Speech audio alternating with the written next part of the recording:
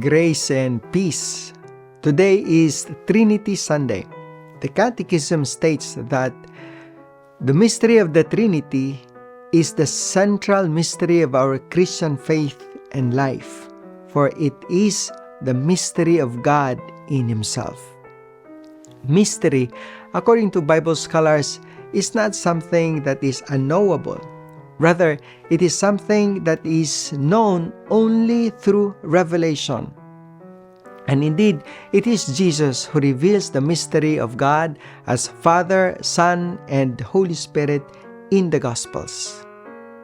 In our Gospel today, from St. Matthew, we hear Jesus' direct reference to the Trinity when He sends His disciples to make disciples, baptizing in the name of the Father, and of the Son, and of the Holy Spirit.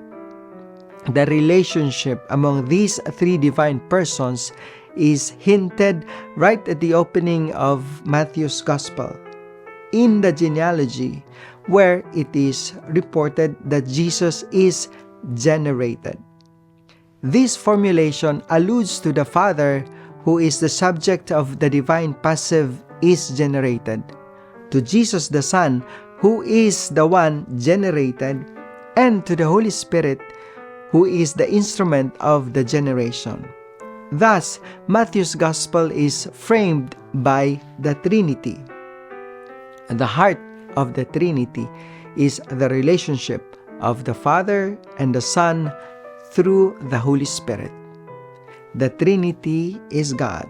God is Trinity, a communion of persons. On the one hand, it is almost impossible to explain the Trinity, for how can one explain the mystery of God in Himself?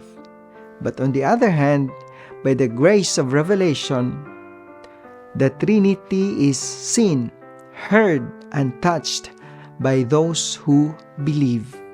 For if we believe that the world is created by the Trinity, and that every person is the Trinity's image and likeness, then the Trinity's reflection, imperfect as it may be, is reflected in the world and in you and me. And the principle that makes us and the world go round is connection, relationship, and communion. I heard one person spoke about this breathtaking communion. He said, "A cow eats grass. This cow emits gas that helps make the world livable. Humans live in the world who take care of cows and grass, and who make milk that feed children, and these children go to school, who are taught by teachers, etc., etc. The chain of connection goes on forever. Everyone and everything is connected." I used to hate sitting in the pew during Mass.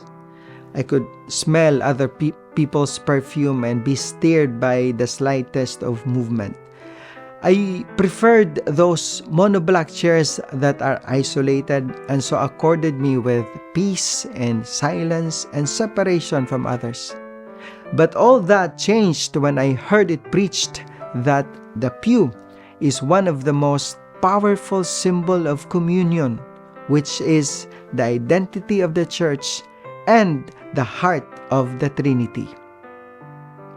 In the pew, we see a glimpse of the Trinity, also in cows, but most of all in you and me, and in our deepest human longing, communion. Grace and peace.